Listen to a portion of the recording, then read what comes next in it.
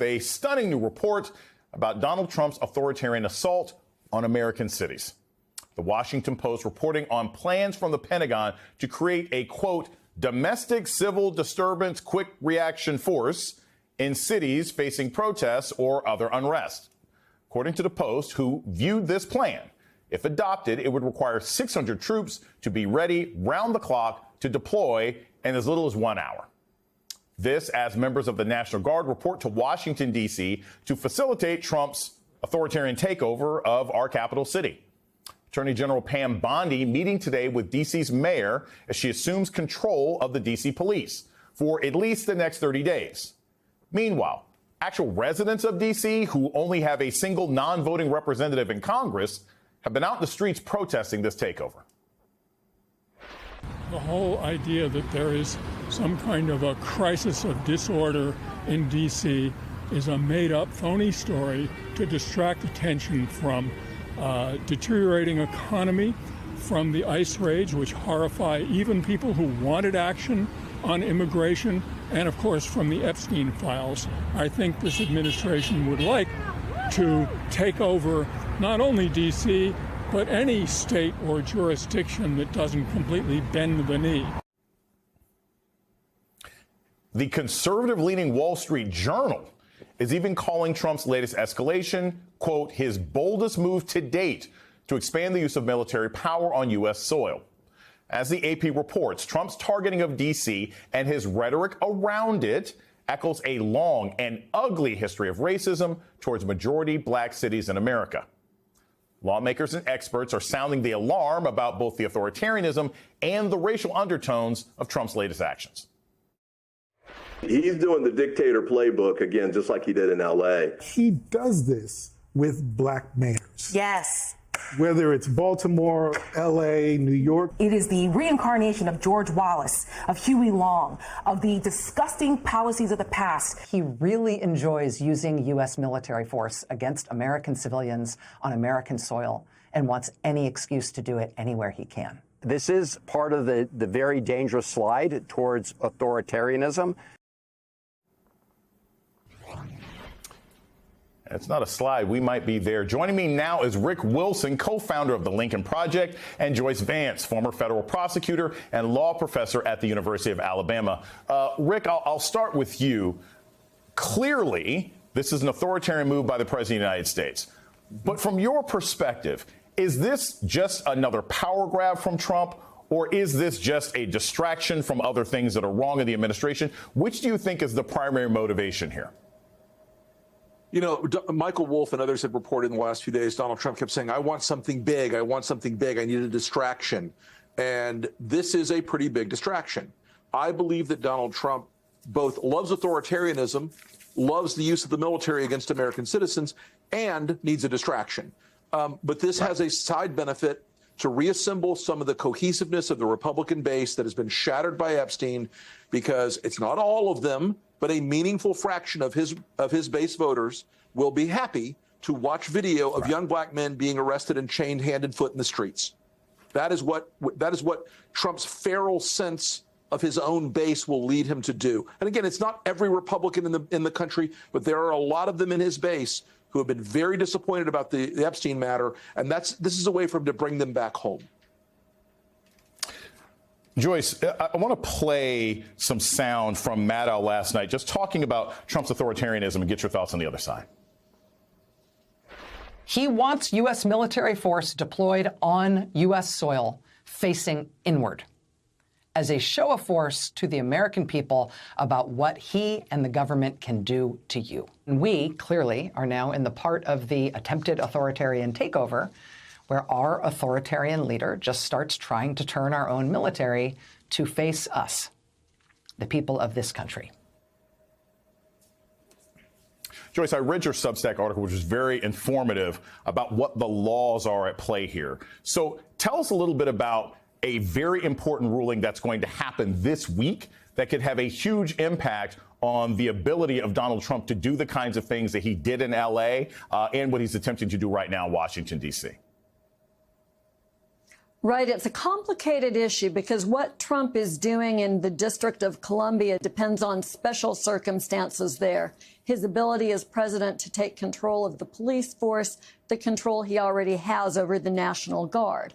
If he'd like to go into other states, he faces that same problem he faced in Los Angeles, which is the Posse Comitatus Act, the prohibition on the use of the military for domestic law enforcement. And that's what Rachel's talking about when she says turning the military inward, right?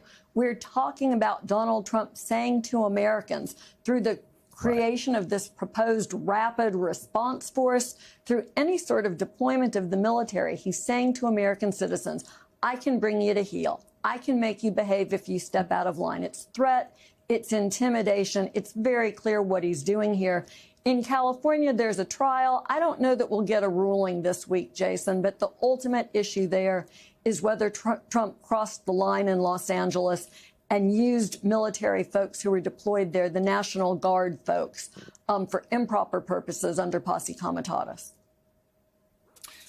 Rick, you know, this authoritarianism is taking the form of the military. It's taken a form of threats against media companies. It's taken a form of threats against universities. But I want to talk a little bit about something that we used to all share and more or less agree on, which is Trump's interference with the Smithsonian.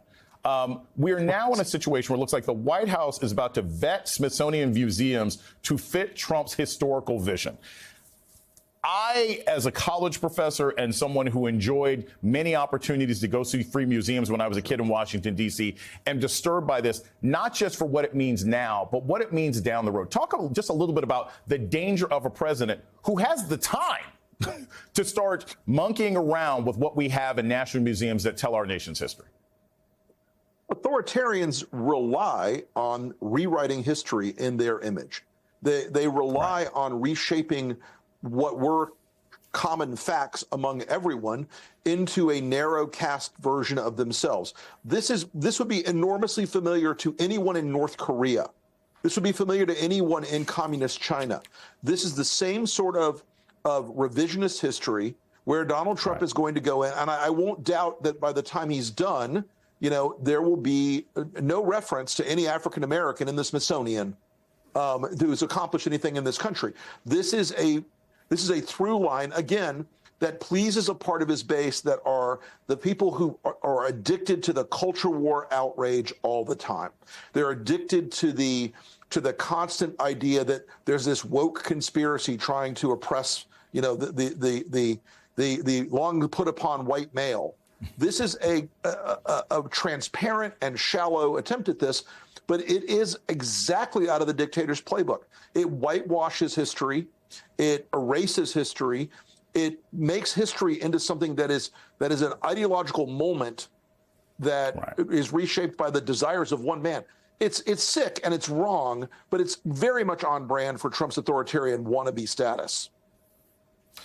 Joyce, I want to move back to the sort of city at large as opposed to just its museums. We're going to have 30 days of the president of the United States or whoever happens to be under him controlling the police in the city. OK, fine. What happens after the 30 days? Does that mean that these troops will now leave? Does that mean that, the city at that point will sue and tell them they have to go? We don't have enough room or space for them. What could potentially happen after these 30 days? Or could this be a situation where the president just keeps extending this out and out and out and out and out as a test case for what he might do somewhere else? So the D.C. Code home rule gives Trump 30 days. And after that, if he wants to continue with this sort of expanded control of law enforcement in the city, he needs permission from Congress.